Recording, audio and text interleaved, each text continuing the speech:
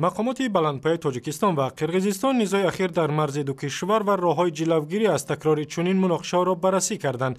ملاقات در ناحیه ایسفره با حضور عبدالرحیم قهاروف دبیر شورای امنیت ملی تاجیکستان و رحیم بردی دویشنبیف سردار خدمات مرزبانی قرقیزستان صورت میگیرد. روز شنبه گذشته سرحدبانان تاجیک و قرقیز برای یک قطعه بحث برانگیز مرزی تیراندازی کردند که در نتیجه 2 سرحدبان تاجیک و 5 مرزبان و 1 مأمور میلیسا از کشور همسایه زخمی شدند. حکومت تاجیکستان کار خود در سال 2013 را نتیجه گیری کرد و گفت در این سال سرعت رشد اقتصادی تقریبا 7.5% را تشکیل داده است که نتیجه مثبت است. در جلسه گفتند سال گذشته در تاجیکستان 322 کارخانه نوی صنعتی ساخته و برای بیشتر از 9,500 نفر جای کار مهیا کردند. عین زمان امام علی رحمان رئیس جمهور تاجیکستان کار بانک ملی را تنقید کرده و هم به وزارت انرژتیک دستور داده است که برای رفع کمبود نیروی برق در کشور چاره‌های لازم را بیاندیشد.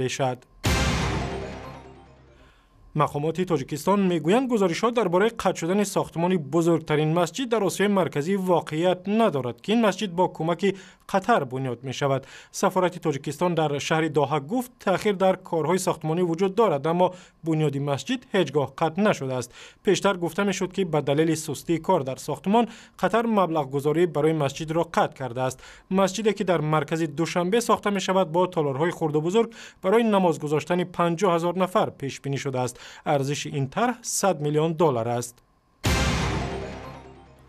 از این پس خارجیانی که از تاجیکستان رانده میشوند حق ندارند تا 5 سال دیگر به کشور بازگردند. مجلس نمایندگان با اصلاح قانون در این باره گفت که اقدام مذکور به منظور تنظیم اقامت شهروندان خارجی عملی می شود. این قانون در روسیه هم وجود دارد و مهاجران تاجیک رانده شده حق ندارند تا 5 سال به روسیه برگردند. مقامات تاجیکستان میگویند سال 2013 حدود 500 شهروند خارجی و اکثرا شهروندان افغانستان و پاکستان را برای رعایت نکردن معیارهای اقامت از کشور راندند.